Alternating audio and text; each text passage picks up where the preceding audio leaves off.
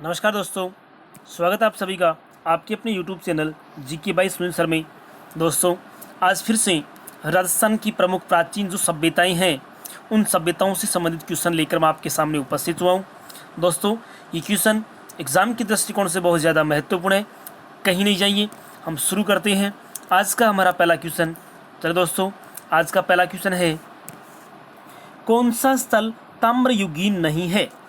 देखिए दोस्तों, इनमें से बहुत सी सभ्यताएं ऐसी हैं जो ताम्रयुगीन सभ्यताएं हैं। जैसे आपके सामने ये 4 ऑप्शन है, इसमें से एक ऑप्शन ऐसा है जो ताम्रयुगीन नहीं है और 3 ऐसे हैं जो ताम्रयुगीन है। कहने का अर्थ यहाँ आपसे 2 क्वेश्चन एक साथ तैयार होंगे, इसमें से आपको पता चलेगा कि कौन सी ताम्रयुगीन है और कौन सी नहीं है। तो दोस्तों, इसमें से गिलुंड सभ्यता जो है ये ताम्रयुगीन सभ्यता नहीं है। दोस्तों, गिलुंड जो है ये हड़प्पा कालीन सभ्यता है। कौन सी है? हड़प्पा कालीन सभ्यता है।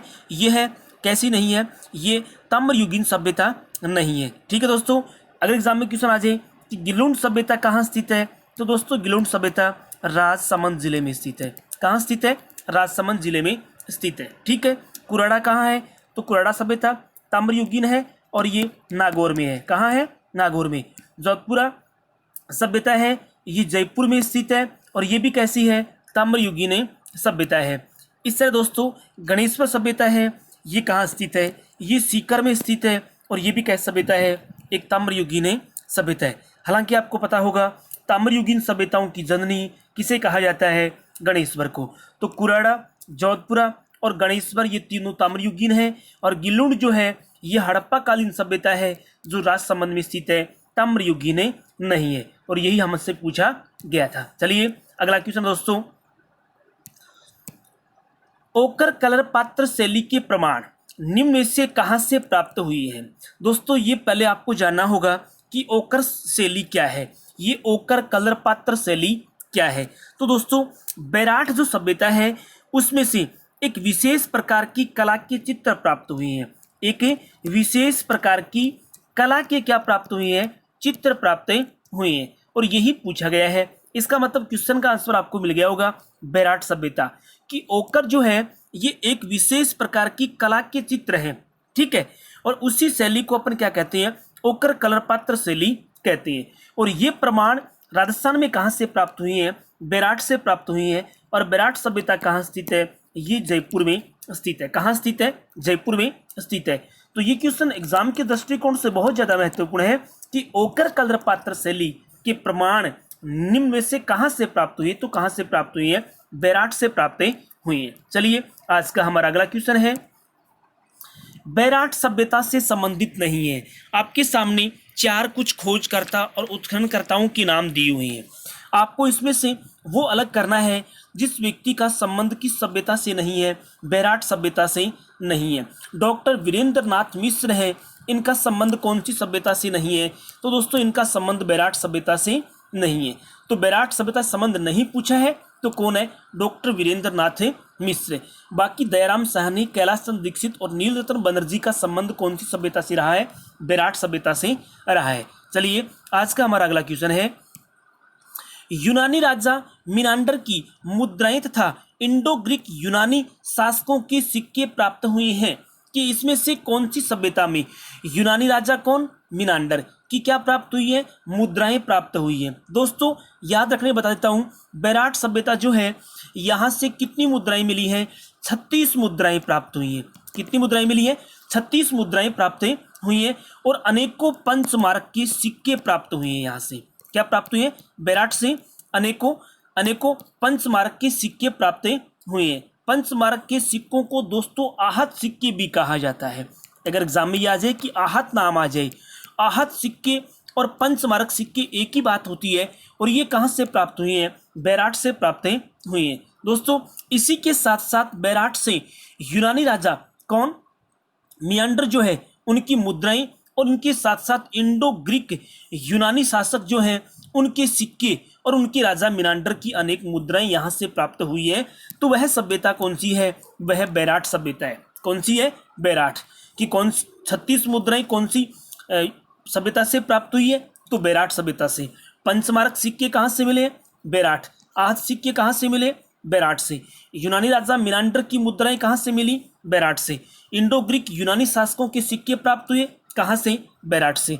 मेरा यही कोशिश होता है दोस्तों, पेपर में भले ही क्वेश्चन कम हो लेकिन एक ही क्वेश्चन में बहुत से क्वेश्चन समझाने का प्रयास किया जाता है ताकि आपकी तैयारी अच्छी से अच्छी हो सके, और मेरा मकसद आपकी तैयारी अच्छी करना ही है। चलिए अगला क्वेश्चन हमारा, बेराट से प्राप्त भाब्रू का शिलालेख, बहुत प्रसिद्ध शिलालेख रहा है, सम्राट अशोक को बोध होना सिद्ध करता है। एग्जाम में क्वेश्चन पूछा जा सकता है कि निम्न में से कौन सा शिलालेख सम्राट अशोक को बोध होना सिद्ध करता है, तो वह कौन सा है? भाब्रू शिलालेख। वर्तमान में यह किस संग्रहालय में सुरक्षित है? कि यह जो भाब्रू शिलालेख है जो अशोक को बोध होने का परिचय कराता है, सिद्ध करता है, यह शिलालेख वर्तमान में कौन से संग्रहालय में है? तो दोस्तों यह जो है ये कलकत्ता संग्रहालय में है। अगर सीधा ही क्वेश्चन एग्जाम में आ जाए कि भाब्रू शिलालेख वर्तमान में कौन से संग्रहालय में अवस्थित है या स्थित है, तो कौन से संग्रहालय में पड़ा है? ये कलकत्ता संग्रहालय में सुरक्षित है। ठीक है दोस्तों, आपको पता होगा कि बेराट सभ्यता से मौर्य सम्राट अशोक का शिलालेख कौन सा प्राप्त हुआ? भाब्रू। ये भी आ जाए कि भाब्रू शिलालेख जो है वो कौन सी सभ्यता से प्राप्त हुआ है, तो कौन सी से? बेराट सभ्यता से प्राप्त हुआ है। ठीक है, इस शिलालेख में सम्राट अशोक को क्या होना बताया है? बोध होना बताया है। ठीक है, और आज ये शिलालेख जो है ये कलकत्ता संग्रहालय में सुरक्षित है। ठीक है, और यहां से एक महत्वपूर्ण बात, यहां से शंख लिपि, क्या है? शंख लिपि, शंख लिपि के प्रमाण मिलते हैं। कहां से? बेराट सभ्यता से भाब्रू शिलालेख से। कौन सी लिपि? शंख लिपि के अवशेष मिलते हैं जो भाब्रू शिलालेख से प्राप्त होते हैं, और ये शिलालेख वर्तमान में कहाँ है? कलकत्ता संग्रहालय में स्थित है। चलिए अगला क्वेश्चन दोस्तों, त्रिरत्न, स्वास्तिक चिन्ह और दहिया के चिन्ह प्राप्त हुए इनमें से कहाँ? तो बेराट जो सभ्यता है उस बेराट की सभ्यता से त्रिरत्न के प्रमाण, स्वास्तिक चिन्ह के प्रमाण और दहिया के जो प्रमाण है वो प्राप्त हुए हैं कौन सभ्यता से? बेराट से। दोस्तों बेराट सभ्यता से अलंकारिक मृत भांड प्राप्त हुए हैं। अलंकारिक मृत भांड जो है ये मृत भांड प्राप्त हुए कहाँ से? बेराट सभ्यता से प्राप्त हुए हैं, और इन्हीं मृत भांडों पर कुछ आकृतियां थी। किसकी? त्रिरत्न की, स्वास्तिक की और दहिया के कुछ चिन्ह बने हुए थे इन्हीं मृत भांडों से, और यही प्राप्त हुए कहाँ से? बेराट की सभ्यता से, जो कहाँ स्थित है? जयपुर में स्थित है। चलिए आज का हमारा अगला क्वेश्चन है, निम्न में से कौन सा स्थल प्राचीन मत्स्य महाजनपद की राजधानी था? कि इनमें से कौन सा, देखिए कौन सा स्थल प्राचीन मत्स्य महाजनपद की राजधानी रहा है, तो वह कौन है? बेराट। ठीक है दोस्तों, बेराट सभ्यता जो है ये विराटनगर के नाम से भी जानी जाती है। किसके नाम से? विराटनगर। कि विराटनगर की सभ्यता जो है वो कौन है? बेराट। ठीक है, ये जयपुर के शाहपुरा उपखंड में स्थित एक तहसील कार्यालय है, और जो पूर्व में मत्स्य जनपद की क्या रहा है? राजधानी रहा है। कौन? बेराट या फिर कौन? विराटनगर। बहुत महत्वपूर्ण क्वेश्चन एग्जाम के दृष्टिकोण से कि निम्न में से कौन सा स्थल प्राचीन मत्स्य महाजनपद की राजधानी, तो वह कौन है? बेराट स्थल है जो प्राचीन मत्स्य महाजनपद की राजधानी रहा है। अगला क्वेश्चन, डॉक्टर दयाराम साहनी ने सर्वप्रथम बेराट के किस स्थान को उत्खनन के लिए चिन्हित किया? कौन? आदमी का नाम, व्यक्ति का नाम दे दिया, खोजकर्ता का नाम दे दिया। डॉक्टर दयाराम साहनी ने सबसे पहले बेराट के कौन से स्थान को उत्खनन के लिए चिन्हित किया, तो वह कौन है? तो आपके सामने ये जो सभी स्थान है ये बेराट सभ्यता से संबंधित स्थान है, और इनमें से बीजक डूंगरी जो है, कौन सी है? बीजक डूंगरी है। इसको सबसे पहले उसने उत्खनन के लिए चिन्हित किया, बीजक डूंगरी। ठीक है दोस्तों, 5वीं सदी ईसा पूर्व से लेकर 2री सदी ईसा पूर्व तक बेराट सभ्यता का समय काल माना जाता है। अगर पूछ लिया जाए कि बेराट सभ्यता का समय काल क्या है, तो ये कौन सी सदी से? 5वीं सदी ईसा पूर्व से लेकर 2री सदी ईसा पूर्व तक का काल रहा है। कौन सी सभ्यता का? बेराट सभ्यता का। ठीक है, इस सभ्यता का प्रथम उत्खनन का जो कार्य है वो किसने किया? दयाराम साहनी ने। किसने किया है? दयाराम साहनी के द्वारा बीजक डूंगरी से शुरू करवाया गया। कहां से शुरू करवाया गया? बीजक डूंगरी से। और इसी कार्य में नील रतन बनर्जी और कैलाश चंद दीक्षित ने भी अपना महत्वपूर्ण योगदान दिया है। इसलिए मैंने दिया था कि बैराट सभ्यता में दयाराम साहनी है, उन्हीं के साथ कौन है, नील रतन बनर्जी भी है, और उसी के साथ कैलाश चंद्र दीक्षित का संबंध भी कौन सी सभ्यता से रहा है, बैराट सभ्यता से रहा है। चलिए हमारा अगला क्वेश्चन आज का, इतिहासकार दयाराम साहनी के अनुसार हूण शासकों मिहिर कुल ने किस सभ्यता का विध्वंस किया। इतिहासकार दयाराम साहनी के अनुसार पूछा है, ये बात दयाराम साहनी ने बताई कि हूण शासक मिहिर कुल ने कौन सी सभ्यता का विध्वंस किया है, तो बैराट सभ्यता का विध्वंस करने वाले कौन है, हूण शासक मिहिर कुल। ये बात किसने बताई है, यह बात दयाराम साहनी ने बताया है। ठीक है, तो प्रसिद्ध इतिहासकार दयाराम साहनी के अनुसार हूण शासक मिहिर कुल ने बैराट सभ्यता को क्या किया था, विध्वंस किया था। बहुत शानदार क्वेश्चन है ये। चलिए अगले क्वेश्चन की बात करते हैं, निम्न में से कौन सा कथन गलत है, कि इसमें से कौन सा कथन गलत है। महासतियों का टीला बागोर, बात बिल्कुल सही है। क्वेश्चन आ जाए कि निम्न में से किसे महासतियों का टीला कहा जाता है, तो वह कौन है, बागोर। चलिए अगला क्वेश्चन, गोफन के प्रमाण मिले हैं, बिल्कुल कहां से मिले हैं, बागोर से मिले हैं। Bird rider rock paintings, bird rider rock paintings Ojiyana, नहीं दोस्तों ये बात गलत है। ये बर्ड राइडर रॉक पेंटिंग्स जो है ये मिली है गरदड़ा से। कहां से मिली है, गरदड़ा। ये गरदड़ा आपने नाम सुना होगा दोस्तों, कहां है, तो गरदड़ा बूंदी में स्थित है। गरदड़ा कहां है, बूंदी में स्थित है, और वहां से बर्ड राइड रॉक पेंटिंग्स मिली है, ओजियाना से नहीं मिली है, गरदड़ा बूंदी से मिली है। और गलत कथन पूछा है, तो गलत कथन है बर्ड राइडिंग रॉक पेंटिंग्स जो है ये गरदड़ा बूंदी से मिली है।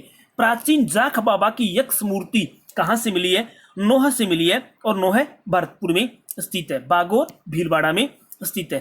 तो ये तीनों बातें मैंने, तीनों क्वेश्चन आ सकते हैं, महासतियों वाला टीला बागोर, गोफन के प्रमाण बागोर से, प्राचीन जाख बाबा की यक्ष मूर्ति कहां से मिली है, मोहकनाक नामक स्थान से मिली है। चलिए अगला क्वेश्चन, डिलक्स टाइप बर्तनों के लिए प्रसिद्ध स्थान है, कि इनमें से कौन सा स्थान जो है वो डिलक्स टाइप बर्तनों के लिए जाना जाता है, तो वह ओजियाना है। ओजियाना कहाँ स्थित है, ओजियाना भीलवाड़ा में स्थित है। ओजियाना भीलवाड़ा से डिलक्स टाइप बर्तनों के अवशेष मिले हैं। ठीक है, ये पुरातात्विक स्थल है और वहां से इस तरह के बर्तन मिले हैं। गरदड़ा कहाँ स्थित है, तो ये बूंदी में स्थित है। ईसवाल सभ्यता कहाँ स्थित है, तो ये उदयपुर में स्थित है। कहाँ स्थित है, उदयपुर में। ओजियाना भीलवाड़ा में। और सौंथी जो है ये कहाँ स्थित है, ये बीकानेर में स्थित है। ऐसे भी क्वेश्चन पूछे जा सकते हैं कि गरदड़ा कहाँ स्थित है, बूंदी में। ईसवाल उदयपुर में, ओजियाना भीलवाड़ा में, सौंथी कहाँ है, बीकानेर में। कि निम्न को सुमेलित कीजिए, तो ऐसे सुमेलित करके क्वेश्चन एग्जाम में पूछे जा सकते हैं। चलिए अगला क्वेश्चन, निम्न में से किस स्थान को कालीबंगा प्रथम कहा जाता है, कि इनमें से कौन सी सभ्यता ऐसी है जिसे कालीबंगा प्रथम की उपमा दी जाती है, तो वह कौन सी है, सौंथी सभ्यता, जो कहाँ स्थित है, बीकानेर में स्थित है। और इसे प्रथम कालीबंगा के रूप में पहचाना जाता है। किसके रूप में, प्रथम कालीबंगा के रूप में। गरदड़ा कहाँ, बूंदी में। ईसवाल कहाँ है, उदयपुर में। ओजियाना कहाँ है, तो ओजियाना भीलवाड़ा में। ठीक है, तो ये भी आपको याद रखना है कि कालीबंगा प्रथम की उपमा दी जाती है सौंथी सभ्यता, जो कहाँ है, बीकानेर में स्थित है। सौंथी सभ्यता बीकानेर में। चलिए अगला क्वेश्चन, किस स्थान से एक प्राचीन प्रथम अलंकृत गुफा प्राप्त हुई है, निम्न में से कौन से स्थान पर प्रथम, प्राचीन तो है, प्रथम अलंकृत गुफा, एक ऐसी गुफा जो अलंकृत की गई, वह कहां से प्राप्त हुई है, तो यह बांका गांव से प्राप्त हुई है। कहां से प्राप्त हुई है, बांका गांव। और ये दोस्तों पूछ लिया जाए कि बांका गांव कहां स्थित है, तो ये भीलवाड़ा में स्थित है। कहां स्थित है, भीलवाड़ा में स्थित है।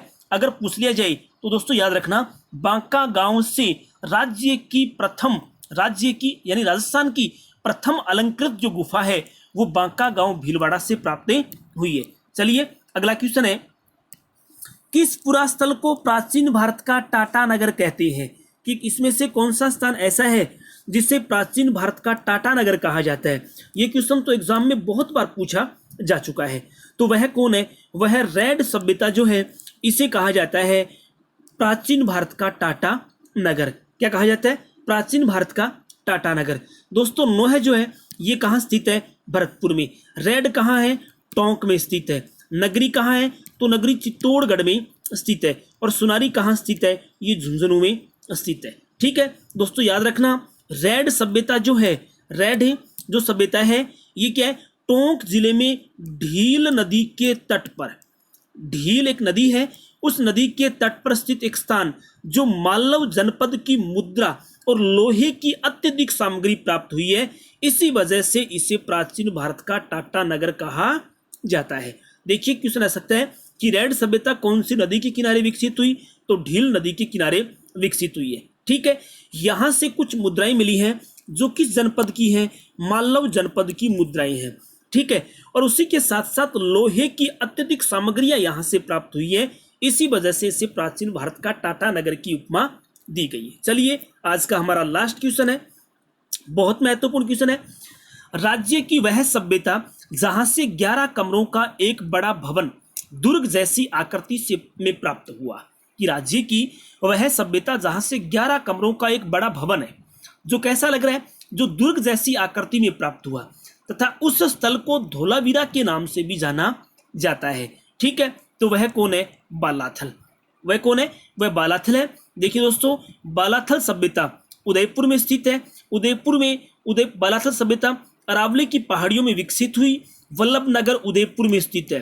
वल्लभ नगर ये कहाँ, उदयपुर में स्थित है, और यहाँ से 11 कमरों का बना एक बड़ा भवन प्राप्त हुआ है। ठीक है, और यहाँ उत्खनन का कार्य जो है वो सन 1993 ईस्वी में पूरा हुआ। ये बात भी आपको ध्यान में रखनी है। दोस्तों आज के लिए सिर्फ इतना ही। आपको ये क्वेश्चन कैसे लगे, समझाने का तरीका कैसा लगा, मुझे आप कमेंट बॉक्स में जरूर बताएं। दोस्तों जिन दोस्तों ने तक चैनल को सब्सक्राइब नहीं किया है वो चैनल को सब्सक्राइब करें, लाइक करें, शेयर करें। Thank you. जय हिंद, जय भारत।